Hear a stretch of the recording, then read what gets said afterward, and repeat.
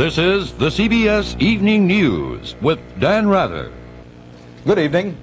President Reagan, still training his spotlight on the economy, today signed a package of budget cuts that he will send to Congress tomorrow. Leslie Stahl has the story. President Reagan came out to announce that he's sending his official budget for 1982 to Congress tomorrow, which he said will include $48.6 billion in cuts. Now, these cuts are not necessarily the last ones. We're committed to a 5-year spending program, and I am determined to stop the spending juggernaut. If more cuts are needed to keep within our spending ceilings, I will not hesitate to propose them. The documents the president signed today include cuts in programs he didn't expect to touch, since his earlier projections of budget deficits were found to be underestimations. Some of the new cuts are in politically sensitive areas. Nearly $1 billion out of the Labor Department, specifically in manpower training, employment services, personnel, and welfare demonstration projects. Roughly $500 million in cuts in water projects, including the elimination of the Red River Navigation Project in Louisiana. $700 million in veterans benefits.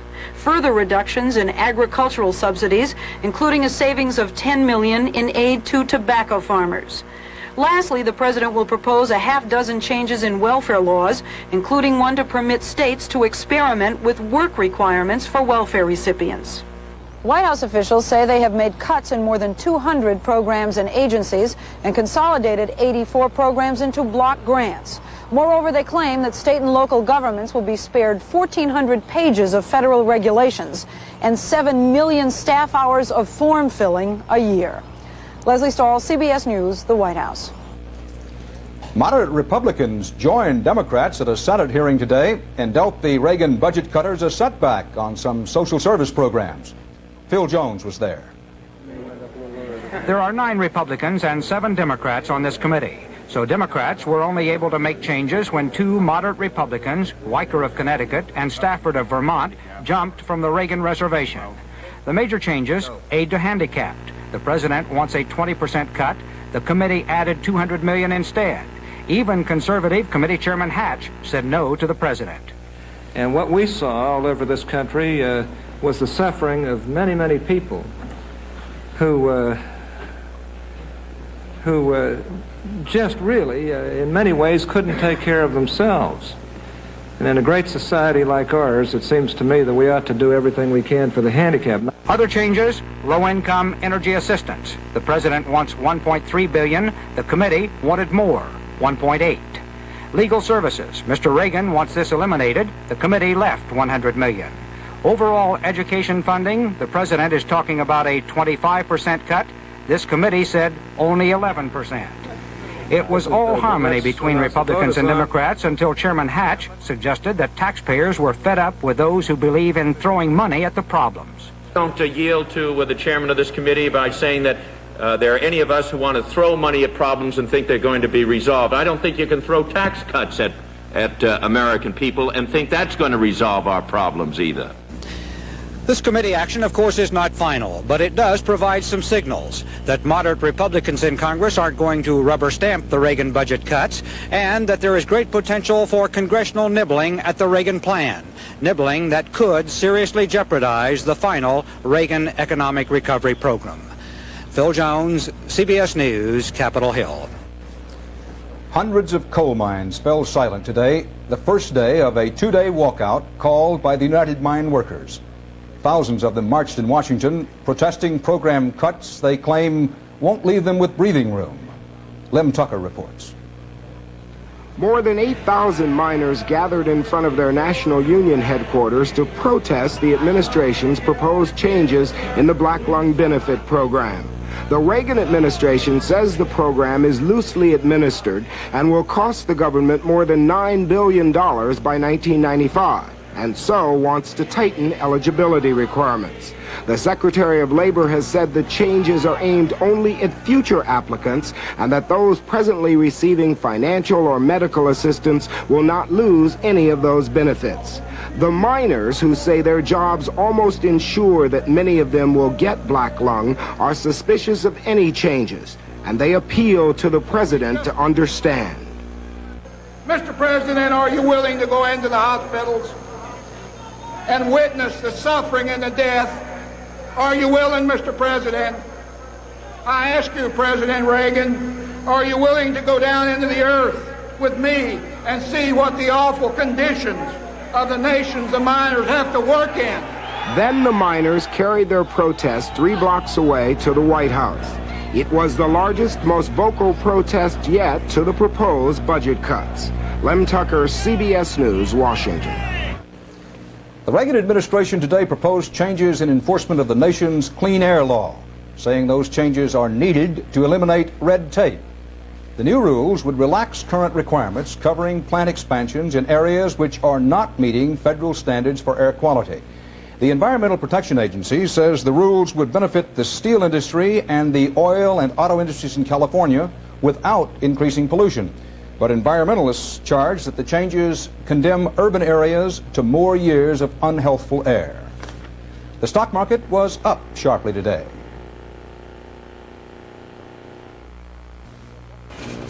Soviet President Brezhnev has sent personal letters to Western leaders trying to drum up support for his proposed early summit with the United States. The letter to President Reagan was the first direct communication between the two leaders. And Robert Pierpoint at the State Department reports on American reaction. Reagan administration officials say they do not expect a Soviet-American summit this year, despite the efforts of Soviet President Brezhnev to bring about such a meeting as soon as possible. Some of America's allies would also like to see an early summit, particularly West Germany, whose Foreign Minister Hans-Dietrich Genscher met with President Reagan and Secretary of State Haig today. Mr. Brezhnev's letter, which I understand has been sent to at least one and perhaps other Western European capitals as well, is a matter which we would like to consult on in some detail with our Western European partners and anyone else that may have received a similar letter. We find it very consistent with the observations made in Mr. Brezhnev's speech at the time of the party Congress. Through his interpreter, the West German foreign minister indicated his country's somewhat stronger interest in an early summit. We agree with the American government that a summit meeting would require very careful and very thorough preparation, but we are interested, we would be interested in such a meeting. U.S. officials say the Reagan administration's strategy will be to consult carefully with the NATO allies, then slowly move to lower-level talks with the Soviets on arms reductions and other difficult issues.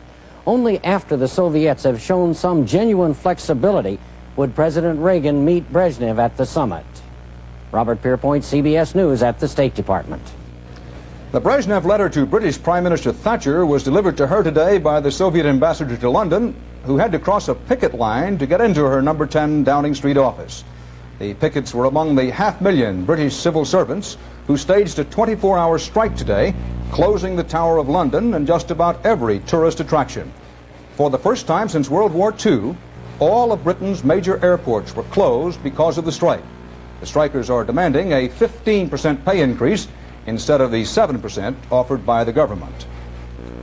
Heavily armed Syrian troops have taken up positions around that hijacked Pakistani airliner, which is now on the ground in Damascus. Earlier, Pakistan gave Syria tacit permission to try to rescue the 103 hostages on that plane. The 3 Pakistani gunmen who took over the plane 8 days ago freed a stewardess today, but they also have killed 1 hostage and threaten drastic measures unless Pakistan meets their demand for the release of political prisoners.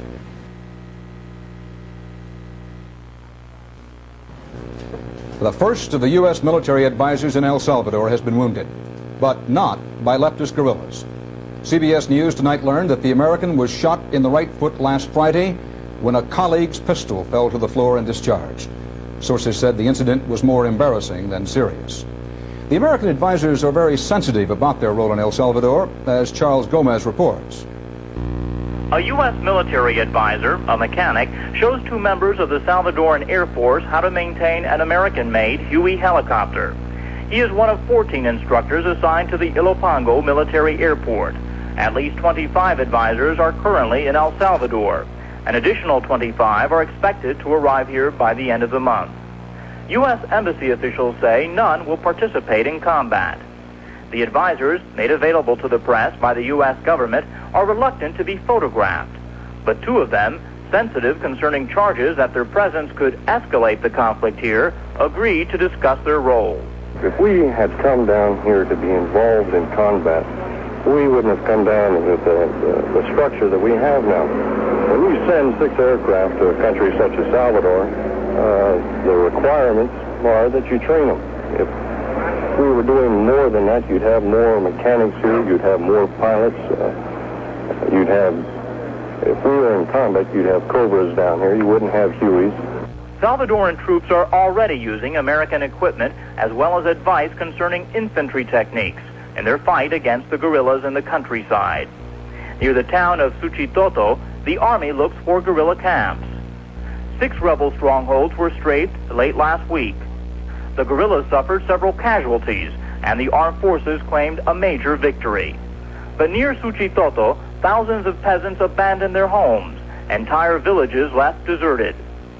Some peasants say the military burned fields around their huts, forcing them to leave. Many fled to La Bermuda, a 16th century hacienda transformed into a shelter by the Salvadoran Green Cross. At least 80% of the 1,800 peasants here are children. Some of them have rashes over most of their bodies. Charles Gomez, CBS News, El Opango, El Salvador.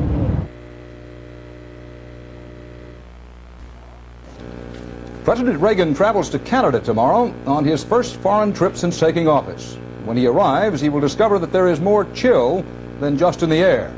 Bob Schieffer reports from Ottawa. Suddenly, the Canadians are furious with President Reagan, and the papers today were full of it. Canada was apparently stunned by Mr. Reagan's surprise decision on Friday to junk an East Coast fishing rights treaty that the Carter administration negotiated 2 years ago. On Parliament Hill this afternoon, the reaction was as angry as in the news columns. There was even one suggestion Mr. Reagan stay home.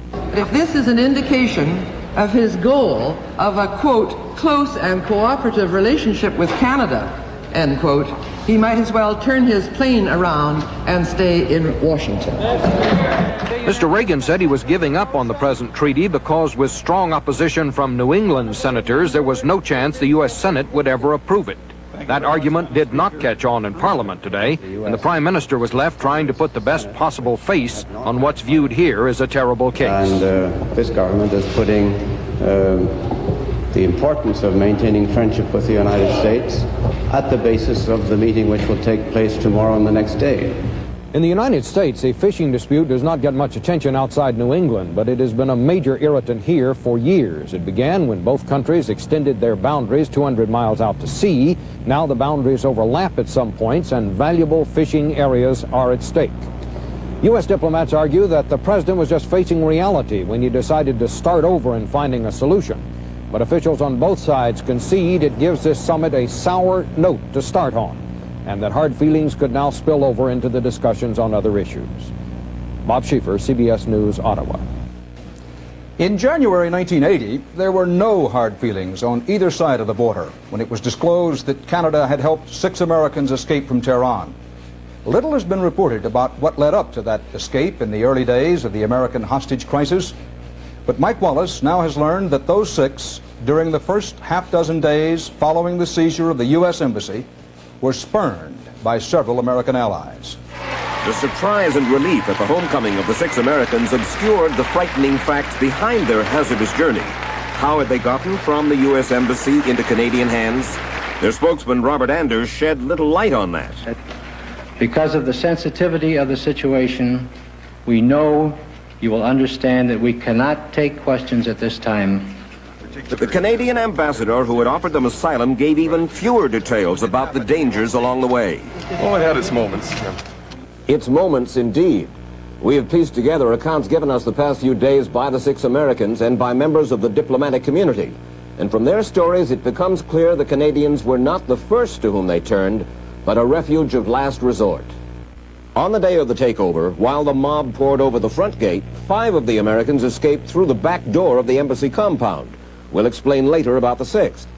The 5 headed for the British embassy but saw a mob ahead and made their way instead to an American apartment in the area.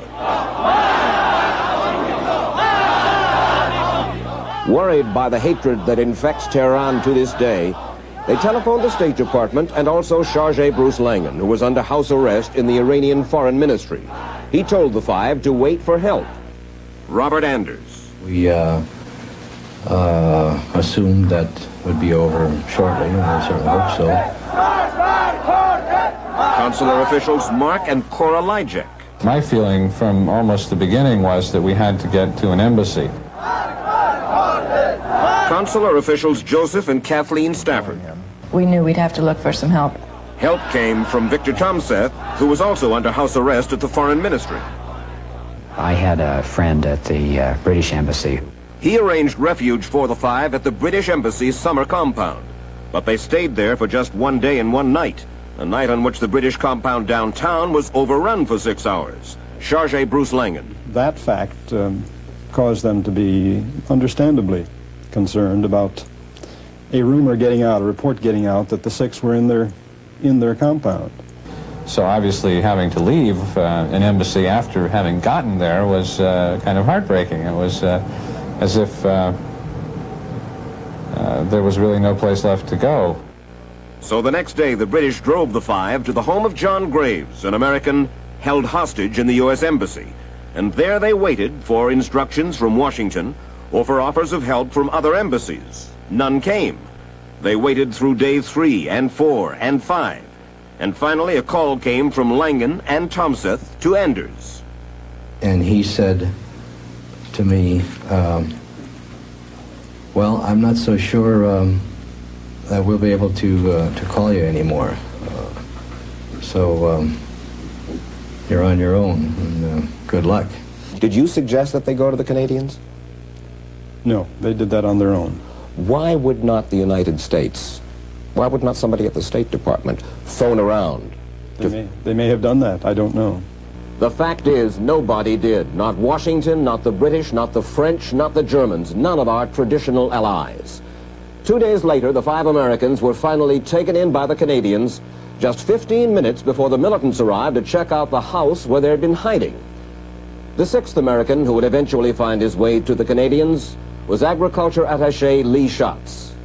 He watched the embassy takeover from his office next door and ducked into the Swedish embassy in the same building. He slept with a Swedish flag as a blanket that first night and was moved to the home of a Swedish national that week. But in Tehran's ugly climate, after 18 days, the Swedish ambassador called the Canadian ambassador and said, "You have to take shots off our hands." And the Canadians did. Did other Western embassies know about the fact that there were 6 Americans at large in Iran? There were some that were definitely sure there were 6 of us. Though Schatz won't say it, only one other country offered him asylum, New Zealand. I think there are a lot of interests that override the lives of a few people. In other words, they did not want to jeopardize their own relationship with the Iranian government if it meant taking you and the other 5. I think that definitely would have been part of any decision that was reached. Canada's ambassador Kenneth Taylor told us the whole episode reflected no credit on the diplomatic community. Apparently, during the chaos after the takeover, the diplomatic system, in a sense, broke down. The diplomatic brotherhood broke down. Entirely. With the exception of regional groups. We could not agree on even a very mildly worded statement to the Foreign Ministry. Cyrus Vance was Secretary of State at the time of the embassy takeover. It was an incredible act of valor and of friendship, and I will be forever grateful. They, unlike some others, came forward and really volunteered to take these people in. Question: had you been faced with the choice, the dilemma that faced the Canadian government to take in, let's say, 6 Canadians or 6 British or 6 French or 6 Germans, under the circumstances, what would you have done?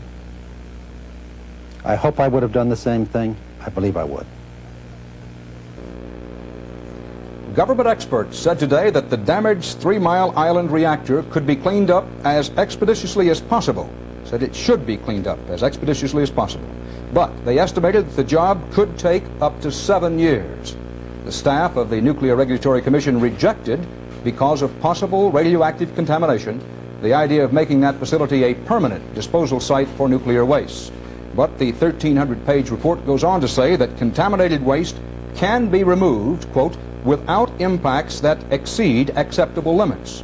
The greatest danger faces cleanup workers, according to the report, and it goes on to say, predicting less than one additional cancer death attributable to exposure to radiation will occur among the entire workforce. Doctors at Stanford University today performed a heart and lung transplant on a Mesa, Arizona woman.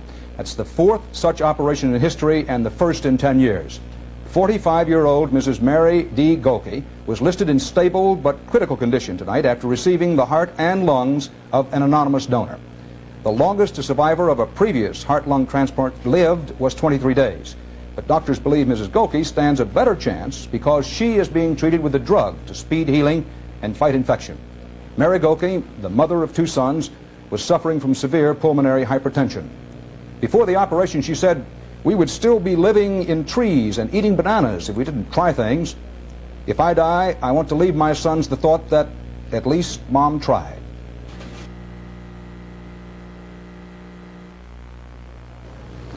The royal wedding of Britain's Prince Charles and later Diana Spencer still is more than 4 months away.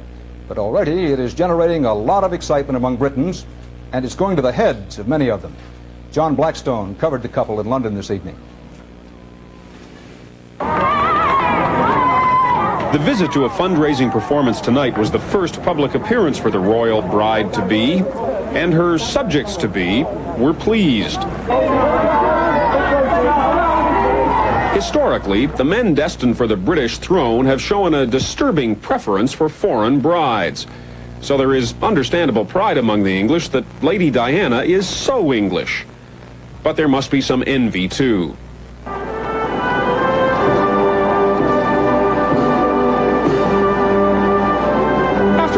Most English girls will never ride around in golden coaches, nor command regiments of cavalrymen in shining metal hats.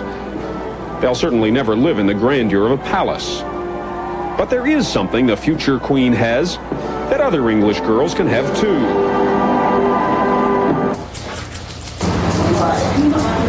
They can have her hairstyle. Throughout the kingdom, girls are getting their hair cut just like Lady Diana's. But do all these newly trimmed English girls hope to marry a prince? I don't think so. There's not very many going nowadays. Lady Diana's own hairdresser, Kevin Shanley, has barely stopped trimming new Lady Dis since the engagement was announced. You know, I'll just go on day by day and just keep turning them out. It seems almost every other hairdresser is turning them out too. Some of them even bring the pictures in of Lady Diana and say specifically that's how I want my hair cut. Anybody ever ask you to do them a hairdo like the Queen's?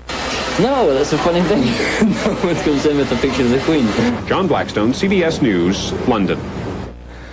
That's our report tonight. Until tomorrow, Dan Rather, CBS News. Good night. This has been the CBS Evening News with Dan Rather.